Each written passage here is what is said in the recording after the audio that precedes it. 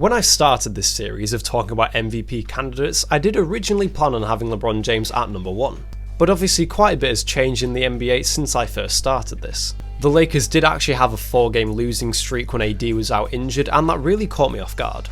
And obviously you expect the Lakers to get worse without Anthony Davis, but not by such a huge margin. And so perhaps Anthony Davis is far more valuable to the Lakers than what we originally thought.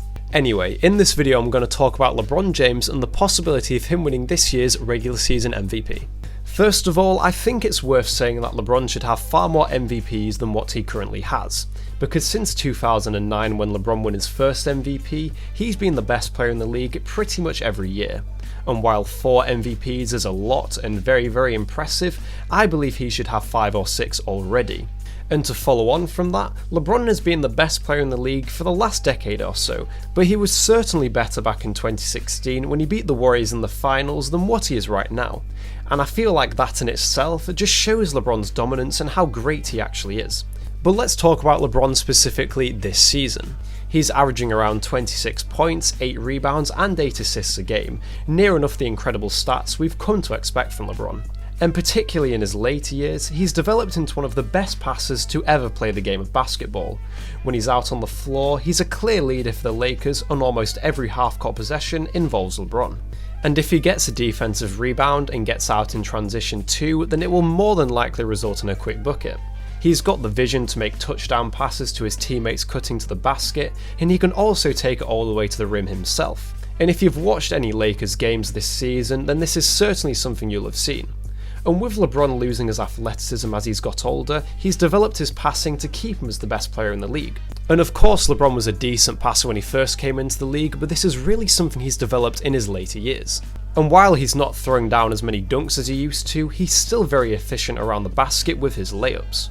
One area of his game though that LeBron has steered away from this year and in previous years is his use of the mid-range shot.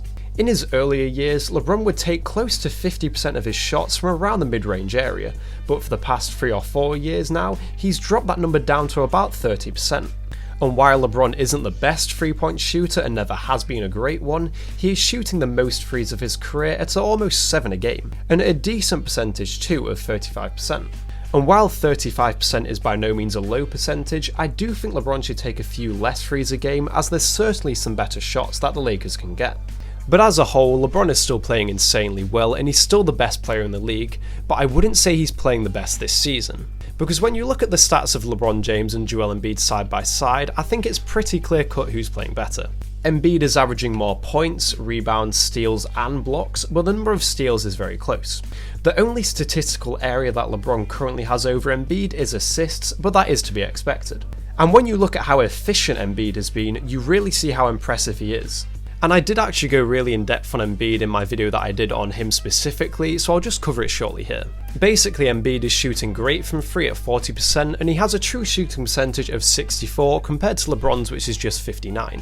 What is hurting LeBron the most though in the MVP race, which I did actually mention earlier, is how much worse they're playing without Anthony Davis. And like I said, they did actually lose 4 straight games without AD, but their record isn't actually that bad without him. Because so far this season, AD has missed 11 games and the record without him is 6 wins and 5 losses. Not that bad at all really. And in those 5 losses, they did have some really bad ones against the Pistons, the Wizards and the Miami Heat, but then they also had some really tough losses against the Utah Jazz and the Brooklyn Nets. Now if they had Anthony Davis playing for all 5 of those games, then I think they certainly would have beaten those 3 weaker teams, but I don't know about the Utah Jazz and the Brooklyn Nets. And with Anthony Davis still set out to miss another whole week of basketball, the Lakers' next 2 games are against the Warriors and the Suns, so this is another chance for LeBron to prove himself.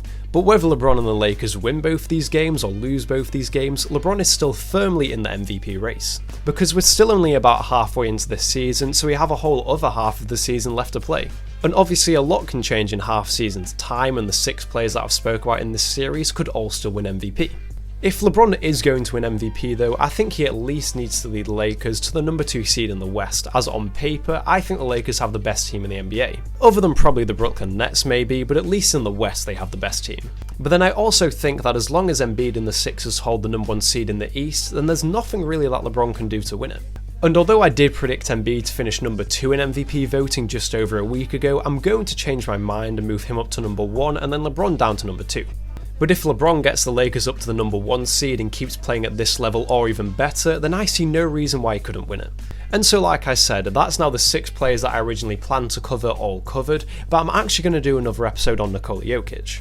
In my first video, I did actually say why I'm not going to cover Nikola Jokic just because I thought that the Nuggets wouldn't get to that high of a seed, but I think it'll be a good video to make nonetheless. And so where do you think LeBron will finish in MVP voting? Do you have him as your favourite, or do you have him as Embiid right now? If you've got any video suggestions, as always, leave them down in the comments and I'll make sure to get back to you. And then as always, thank you so much for watching, and I'll see you on my next video.